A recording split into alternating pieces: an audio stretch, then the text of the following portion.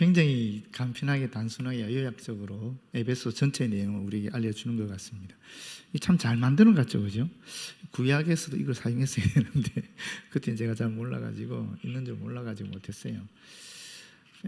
좀 구체적으로 살펴보겠습니다. 저자는 말할 필요도 없이 바울이죠. 1장 1절에 보게 되면 하나님의 뜻으로 말미암아 그리스도 예수의 사도된 바울은 에베소에 있는 성도들과 그리스도 예수 안에 있는 신실한 자들에게 편지한다라고 얘기해서 분명하게 바울이 기록자인 것을, 저자인 것을 밝히고 있습니다. 배경을 보게 되면 먼저 기록 연대는 아시다시피 60년에서 63년경입니다. 바울이 1차 투옥됐을 때 아시다시피 예루살렘에서 붙잡혀서 바울은 로마 시민인 것을 주장하면서 가이사에게 호소하지 않습니까? 그래서 바울이 로마로 보내지거든요. 로마로 보내져서 로마에서 1차 투옥이 됩니다. 약 2년간 죄수의 몸으로 머무는데 그 당시 상당한 자유를 누렸습니다. 단지 죄수의 신분이긴 하지만 어떻게 생각하면 이 재판이 결과가 결정되지 않은 미결된 그런 상태에 있어서 자유를 누리고 또 2년간 있으면서 예전에 자신이 했던 그런 모든 사역들을 회고하기도 하고 또 미미된 부분을 좀 보충해서 성도들을 가르치고 싶은 그런 마음이 있었을 것 같아요. 그래서 이 아시아에 있는 교회들에게 좀 더 교리적이고 실제적인 교훈을 하기 위해 편지들을 쓰기 시작하는 것입니다. 그게 우리가 잘 아는 옥중서신이죠. 옥중서신, 에베소서, 빌립보서, 골로새서, 빌레몬서입니다. 보시게 되면 에베소서와 골로새서를 둘 다 두기고라는 사람이 전달해요. 그리고 그 두기고와 함께 동행한 사람이 누구냐면 이 오네시모입니다. 빌레몬서의 전달자에서 오네시모거든요. 그래서 이게 같은 시기에 옥중에서 쓴 편지가 전달이 되었다라고 볼 수 있는 거죠. 기록 장소는 당연히 로마 감옥이겠죠. 수신자는 에베소 교회입니다. 이 에베소는 설명된 것처럼 소아시아의 상업 중심지였고 또 종교 중심지였어요. 고대 세계에 있어서 7가지 불가사의 한 것이 있다 그러는데 그 중에 하나가 이 에베소에서 있었던 아데미 사원입니다. 아데미 신전이라는 것이죠. 바울은 3차 전도 여행 때 거의 3년 동안 이 에베소에서 거주하면서 주의 말씀을 전하고 또 가르치거든요. 잘 아시죠? 두란노라는 서원을 만들었다. 그런데 그 두란노 서원을 통한 복음 사역의 결과가 무엇이었느냐? 놀랍게 에베소에 있었던 마술과 또 우상 매매업 같은 것이 큰 타격을 입게 됩니다. 그래서 에베소에서 소요가 데모가 일어나는 것입니다. 그 결과 바울은 에베소에서 추방되게 되지요. 그런 일이 일어납니다. 이 복음이 전파되게 되면 미신들이나 이런 사술들은 우상 숭배는 사라지게 되어 있는 것이거든요. 그게 사실 모든 기독교 복음이 전파되는 곳마다 일어난 역사적인 사실입니다. 가장 구체적인 실제가 우리 한국 교회라고 볼 수 있지요. 지금은 상당히 모호해진 그런 경향이 있습니다만은 한국 교회 처음에 복음이 전파됐을 때 제일 우선적으로 했던 것이 바로 이 우상 타파, 미신 타파였습니다. 그 미신 타파, 우상 타파를 통해서 실제로 사회 개혁이 일어나게 되었고 근대화의 시발점이 되거든요. 그런 우상 타파, 미신 타파하기 위해서 했던 것이 학교를 세우고 병원을 세우고 하는 것이었거든요. 이런 것들이 같이 복합적으로 일어나서 우리나라의 근대화가 기독교 복음을 통해서 일어났다라고 볼 수 있습니다. 그런데 바울은 에베소를 떠났지만 나중에 예루살렘으로 가는 길에 에베소의 장로들을 만나서 짝별 인사하는 그런 장면이 또 사도행전 20장에 나오고 있습니다. 세 번째 주제는 뭔가?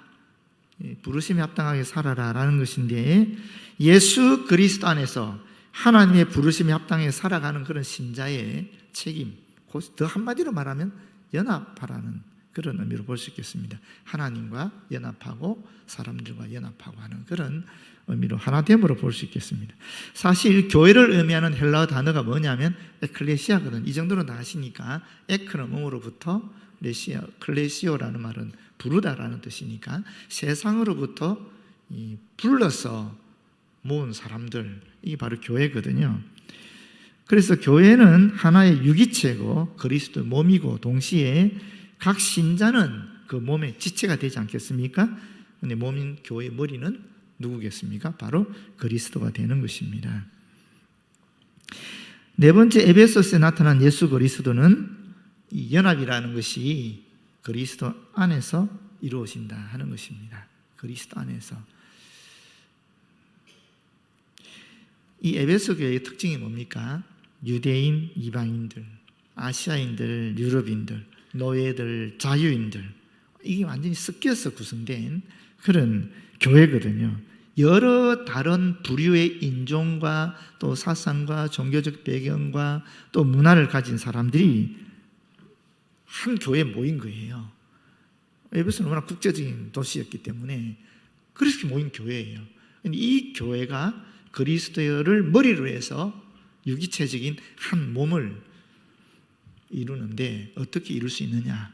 그리스도 안에서 이룰 수 있다는 이야기를 한 것이 바로 이 에베소에 나타나는 예수 그리스도에 대한 모습입니다. 에베소 편지의 이 서신의 특징은 첫 번째 회람 서신이라고 볼 수 있습니다. 회람 서신이라는 것은 한 교회의 문제만을 지적하기 위해서 했던 게 아니라는 것이죠. 사실은 소아시아에 있는 모든 교회의 문제를 다 받아들이고 그 문제에 대한 해결을 바울 스스로 기록해서 그 교회도 보내지만 이 편지를 다른 지역 교회도 보내주라 해서 전체적으로 다 그 편지를 읽으면서 자기들 교회에 있는 문제들을 해결할 수 있도록 한 그런 어떻게 생각하면 공적 서신이라고 볼 수 있습니다. 사실 이 갈라디아서 같은 경우는 조금 달라요. 갈라디아서 같은 경우는 아주 개인적이고 논쟁적인 그런 편지인데 반해서 이 에베소서 같은 경우에는 자신의 개인적인 언급을 거의 하고 있지 않고 오히려 그냥 교회 전체적인 문제들을 해결하기 위해서 기록하고 있는 것을 보여주고 있습니다. 그리고 이 에베소서는 교회란 무엇인가에 대한 질문에 대답하는 서신이라고 볼 수 있습니다.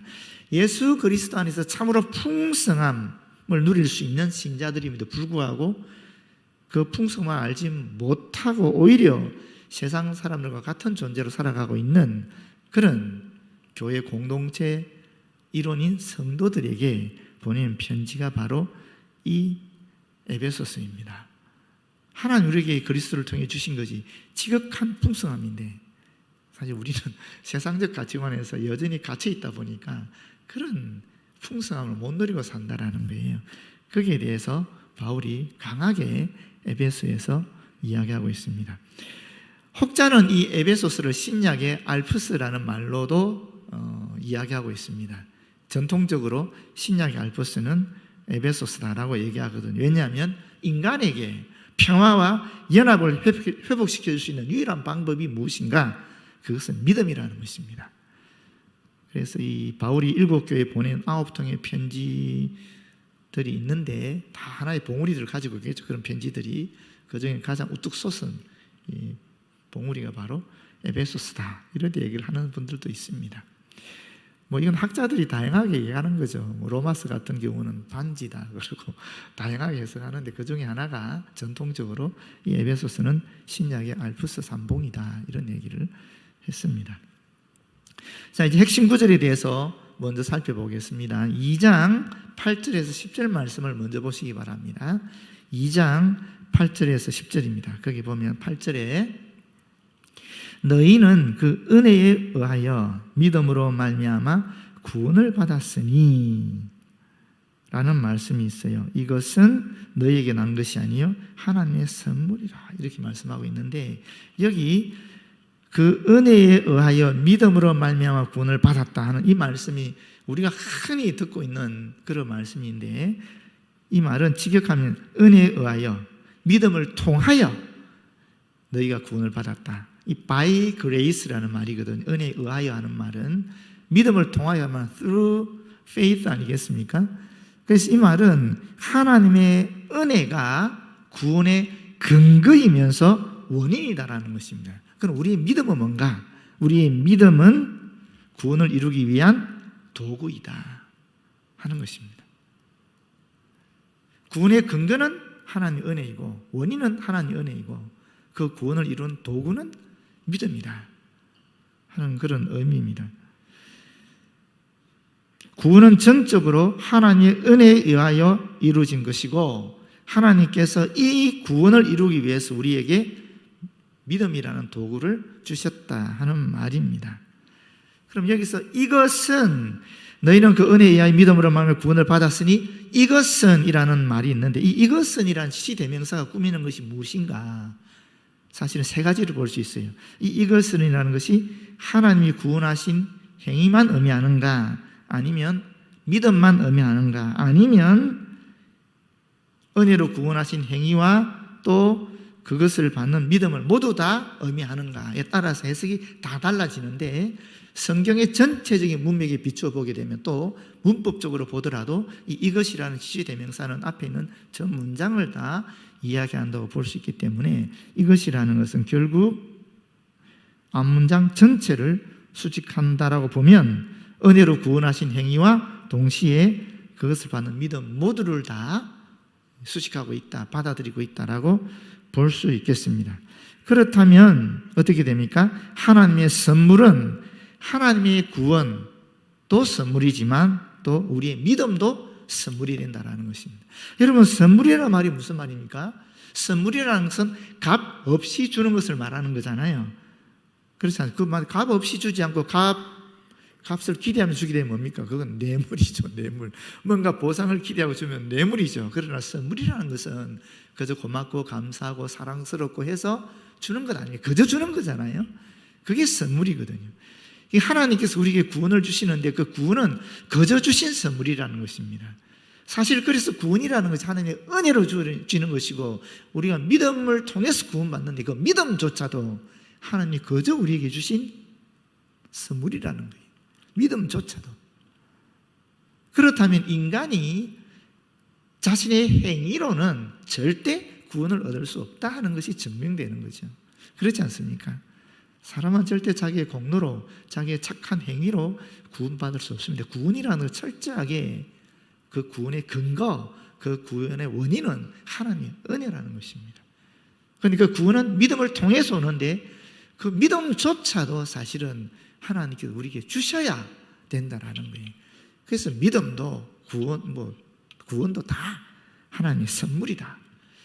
여러분, 값 없이 줬다 그러니까 이게 무슨 가치가 없는 것처럼 생각하는 분들 계시는데 전혀 그렇지 않습니다. 여러분, 너무 가치가 있기 때문에 도저히 값으로 매길 수 없다라는 것을 의미하기도 합니다.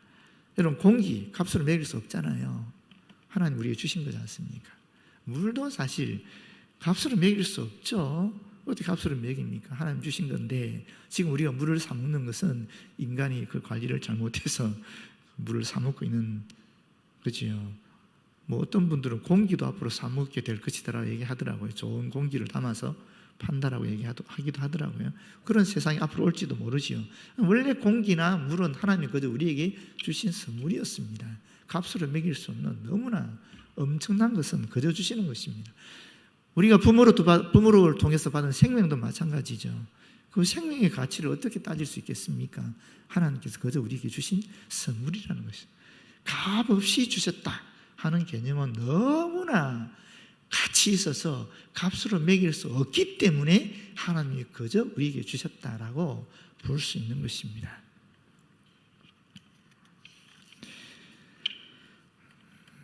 구절에 보시게 되면 행위에서 난 것이 아니니 이 났다라는 말은 근거나 기원이나 원인을 얘기하는 것이거든요.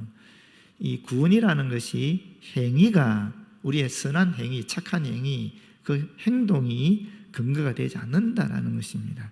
인간의 행위는 구원의 근거나 원인이 될 수 없다라는 것입니다. 행위는 결단코 구원의 근거나 원인이 될 수 없다라는 것입니다. 그런데 여러분, 그렇다고 이 행위라는 것이 구원과 아무런 상관이 없느냐? 또 그건 아닙니다. 왜 그렇습니까? 구원의 근거나 구원의 원인이 될 수는 없지만 구원의 결과는 될 수 있다는 거예요. 그렇지 않습니까? 하나님의 은혜로 하나님이 주신 선물인 믿음을 통해서 우리가 구원을 받았습니다. 우리의 행위와 전혀 상관이 없이 받았습니다. 그럼 구원받은 사람들은 어떻게 살죠? 그 구원의 결과 선한 삶을 살아간다라는 거예요. 이게 이런 우선순위와 뒤에 따라오는 원리가 있는 거지요. 근데 거꾸로는 아니라는 겁니다. 거꾸로는. 그래서 행위라는 것이 구원의 조건이나 구원의 원인이나 근거는 되지 않지만 구원의 결과는 되는 거죠.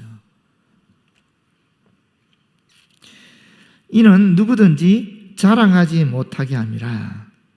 누구든지 자랑하지 못하게 합니다. 왜? 자신의 행위로 구원을 얻는 것이 아니기 때문에. 또 동시에 나아가서는 우리가 하나님이 만드신 바이기 때문이다라고 얘기하고 있습니다. 그게 바로 10절에 연결됩니다. 우리는 그가 만드신 바라. 이 만드신 바, 이 말이 무슨 말입니까? 창조했다는 말이잖아요. 창조. 그러니까 우리가 이 만드신 바라 하는 것을 사실은 이해하기 위해서는 첫 창조를 생각해야 되는 것입니다. 그러면 이 두 번째 만드신 바라는 것은 지금 구원에 대해서 이야기할 때 이 만드신 바라는 것은 재창조를 얘기하는 것입니다. 아담과 하와를 창조한 것이 첫 번째 창조라고 그런다면 그리스도를 통해서 은혜로 믿음으로 말미암아 얻는 구원은 재창조를 의미한다라는 것입니다. 거듭나는 것, 다시 태어나는 것, 재창조를 의미하는 것이죠. 다시 만들어지는 것이니까. 그래서 이 구원받는 행위는 굉장한 사건입니다. 창조 사건과 같은 사건입니다. 새로운 창조가 일어나는 것이니까요. 완전한 새로운 창조, 엄청난 사건이 되는 것입니다. 그러면 생각해 보십시오, 여러분. 이 그리스도의 거듭남이라는 것이 첫 창조와 연결되어 있다면 어떻습니까? 첫 창조 때 인간을 비롯해서 그 어떠한 피조물도 자신의 창조 행위에 기이한 게 있었습니까? 자기 스스로 인간이 아담과 하와가 하나님의 창조 행위에 기이한 것이 하나라도 있었냐는 거예요. 없었죠. 그 어떤 역할을 할 수도 없었다라는 것입니다. 마찬가지로 인간이 거듭나는 재창조의 과정에서도 인간은 그 어떤 기여도 그 어떤 역할도 할 수 없다라는 것입니다. 그러니까 하나님의 선물이라는 거예요. 하나님의 은혜로 믿음을 통해서 그저 값없이 선물로 주어졌다라는 것입니다. 이 창조 원리와 재창조인 거듭남을 비교해 보면은 인간의 행위는 구원에 있어서 그 어떠한 근거도 될 수 없다라는 것을 확실히 명확하게 우리가 알게 된다는 것입니다. 또 우리가 보통 구원이라 그러면 성경에서 어디와 연결되느냐 하면 출애굽 역사와 연결되거든요.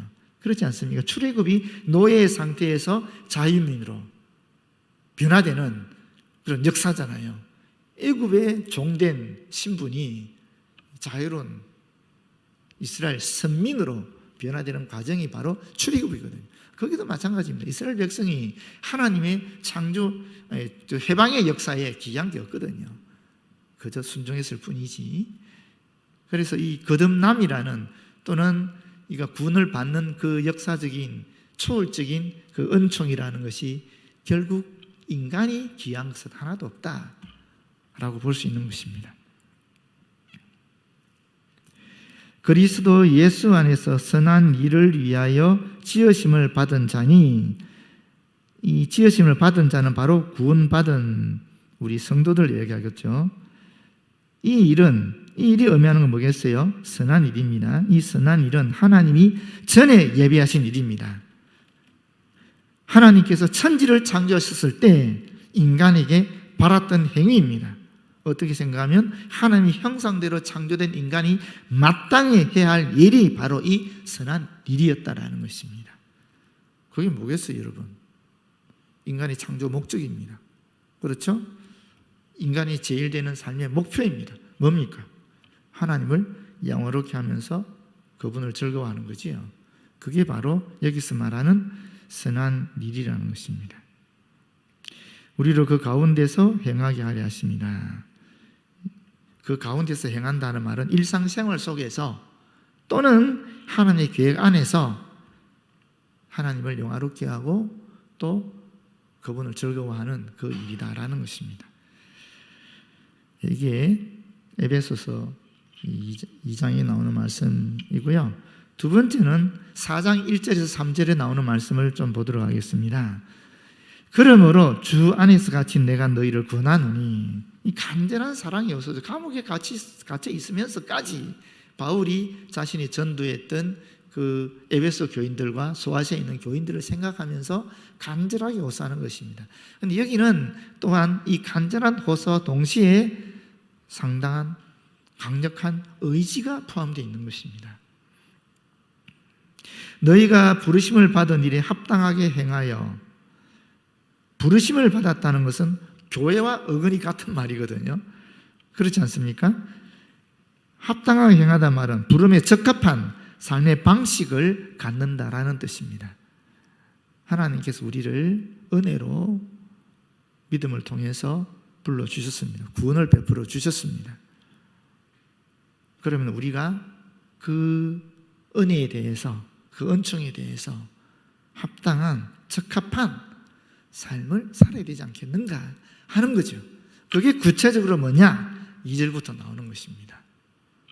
모든 겸손과 온유로 하고 오래 참음으로 사랑 가운데서 서로 용납하고, 그리고 평안에 매는 줄로 성령이 하나 되게 하신 것을 힘써 지키라, 이렇게 말하고 있습니다. 제가 지난 주일 드린 말씀 기억하시죠? 우리에게 주신 다양한 하나님의 뜻, 하나님의 계획, 선한 일에 대한 그런 열거들이 있는데, 그 중에서 지난 주일에는 그 본문 말씀을 가지고 말씀드렸는데, 오늘 여기서는 또 사실 같은 말입니다만은 또 이렇게 설명하고 있다라는 것입니다. 먼저 보십시오. 어떻게 얘기하고 있는가?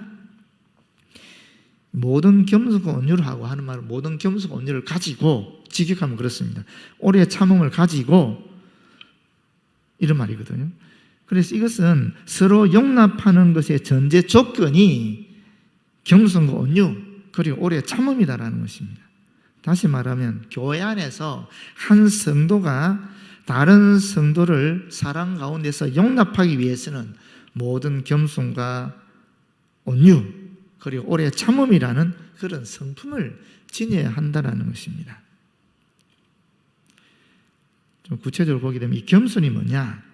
이 본문에서 가장 강조하고 있는 성품은 겸손입니다. 왜냐하면 가장 먼저 나오는 단어고 또 모든이라는 수식어가 바로 겸손 앞에 나오기 때문에 이 겸손을 제일 중요하게 이야기하고 있습니다.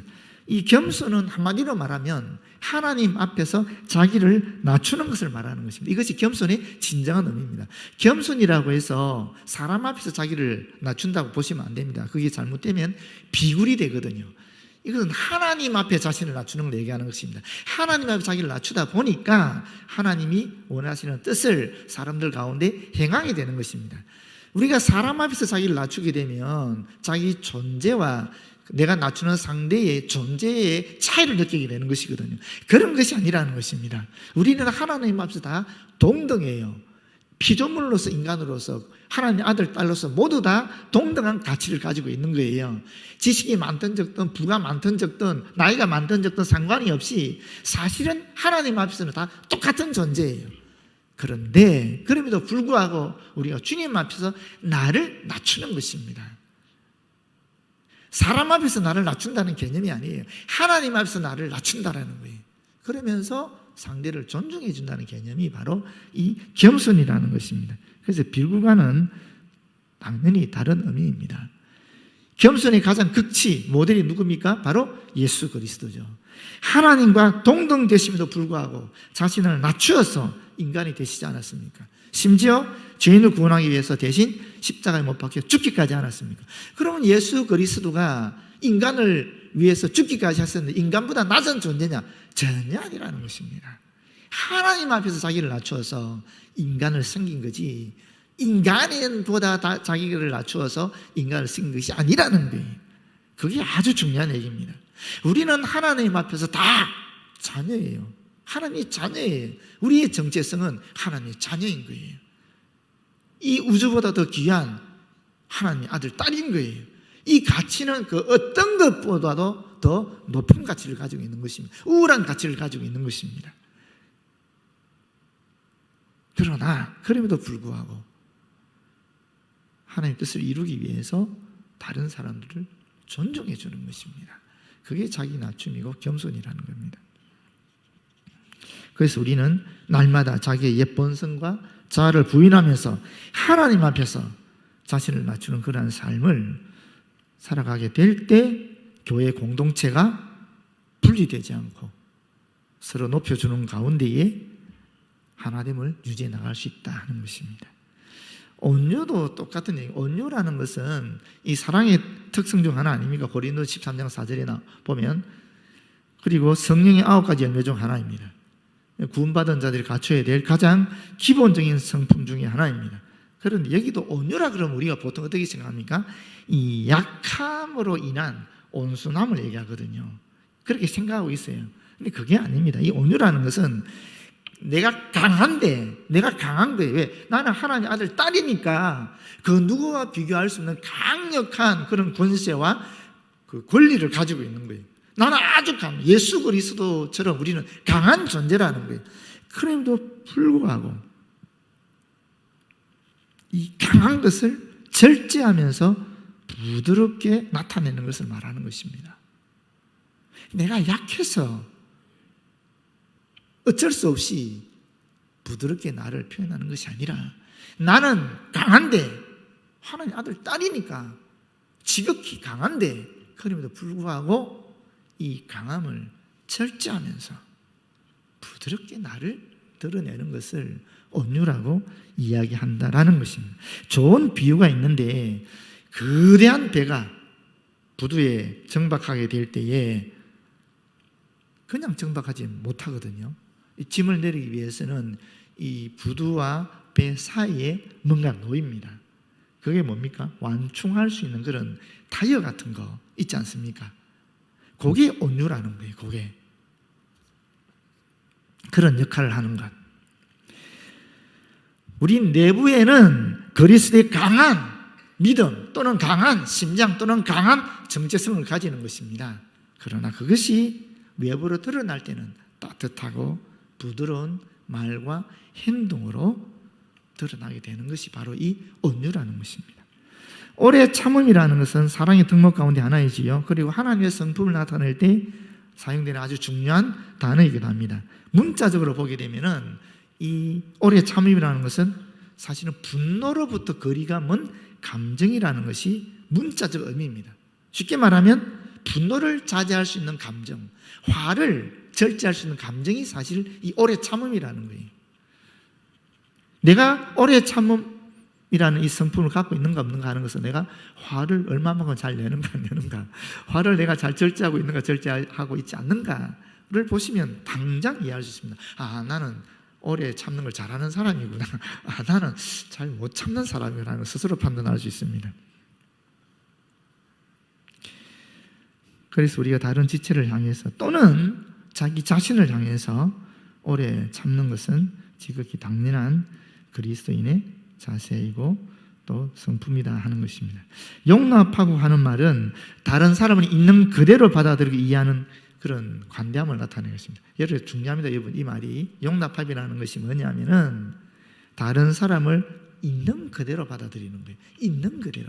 그 사람의 아픔, 그 사람의 기쁨, 그 사람의 장점, 그 사람의 단점, 약함, 강함, 이런 것들을 있는 그대로 받아들이는 거예요. 내가 판단하지 않는 겁니다. 아, 이 사람 이런 분이지, 저 사람은 저런 분이지, 그대로 받아주는 것이 용납이라는 거예요. 내 잣대로, 내 기준으로 판단하지 않는 것입니다. 그게 용납이라는 거예요. 다양하고 이질적인 사람들이 모인 곳이 교회 아니겠어요? 뭐 에베소 교회나 우리 교회나 뭐가 다르겠어요? 다 다른 문화와 환경과 지적 배경, 가정적인 상황, 그런 배경을 가지고 있는 사람들이 모인 곳이 교회거든요. 이질적인 것입니다. 그런데 이 서로 다른 생각과 다른 삶의 방식을 가진 지체들을 있는 그대로 받아들이는 것이 바로 이 용납이라는 것인데, 어떻게 이게 가능한가? 모든 겸손과 온유함을 가질 때에 가능하다. 또 오래 참음을 가질 때에 가능하다라는 것입니다. 그리고 보시게 되면 평안에 매는 줄로 성령이 하나 되게 하신 것을 힘써 지키라라고 결론적으로 얘기합니다. 용납하게 될 때에 사실 평안에 매는 주를 가질 수 있는 거죠. 평안이라는 것은 뭐 샬롬이죠. 에이레네 이건 너무 잘 아는 얘기니까 더 이상 할 필요가 없을 것 같아요. 이것은 개인의 차원에서만 머무르는 것은 아니고요.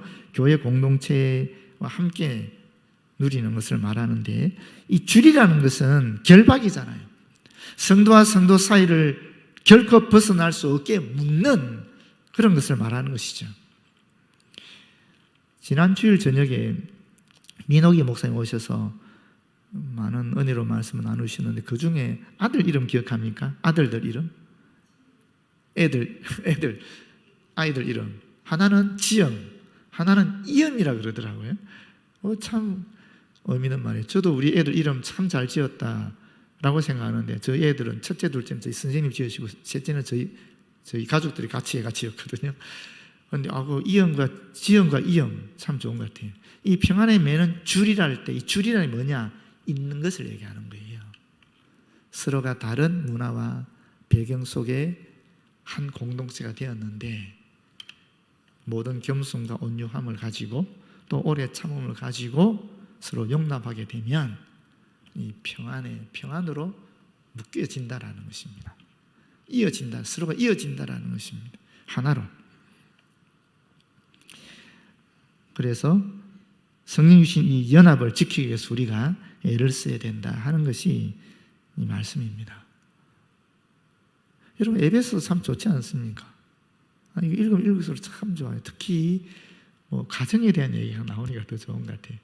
가정에 있어서도 이 남편과 아내에 대해서 가장 확실하게, 또렷하게 오늘 영상에서 얘기했어요. 남편은 어떻게 하라 그랬어요? 남편은 존경하고 존중하는 거예요. 아내들이 남편을 존중해야 됩니다. 존경해 줘야 됩니다. 남편이 아내를 어떻게 하라 그랬어요? 아내는 사랑해야 되는 것입니다. 그게 성경에서, 에베소에서 강하게 얘기하는 원리입니다. 원리. 여러분, 남편을 존중합니까? 별로 존경하지 않더라고요, 아내들이. 남편들은 아내를 참 사랑하는 것 같은데. 여러분, 잘 한번 생각해 보세요. 그게 부부의 기본적인 하나님 주신 원리입니다. 남편을 존경하고 아내를 사랑할 때 그 가정은 하나가 평안에 매는 줄로 하나가 된다라는 것이죠. 자, 마지막으로 13절, 15절 말씀, 우리가 너무 잘 아는 말씀이니까 우리가 다 하나님의 아들을 믿는 것과 아는 일에 하나가 되어 믿음과 지식의 통일성을 얘기하는 겁니다. 그렇죠? 온전한 사람을 이루어, 이게 지향점이에요. 온전한 사람을 이룬다는 것이 지향점입니다. 그리스도의 장성 분량이 충만한 데까지 이르리니, 하나님의 충만 그 자체가 된다는 것이죠. 이는 우리가 이제부터 어린아이가 되지 아니하여, 영적으로 미성숙한 사람이 되지 아니하여 사람의 속임수와 간사한 유혹에 빠져 온갖 교훈의 풍조에 밀려 요동하지 않게 하지 않게 하려 함이라.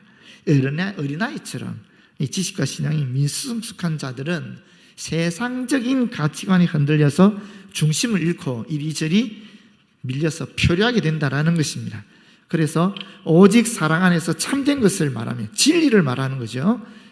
또 범사의 모든 일에 그에까지 자랄지라. 그는 머리는 곧 그리스도라. 그리스도인은 문자 그대로 그리스도를 닮아가는 사람을 뜻하는 것이지 않겠습니까? 그리스도를 목표로 그리스도를 되기 위해서 말씀에 또 기도에 또 실천에 힘써 나갈 때에 세상의 풍조에 휘말리지 않고 우리가 그리스도처럼 되어서 하나님을 영화롭게 하고 또 하나님과 더불어 즐거워하는 삶을 살아갈 수 있다는 이야기를 하고 있는 것입니다. 네, 기도하겠습니다.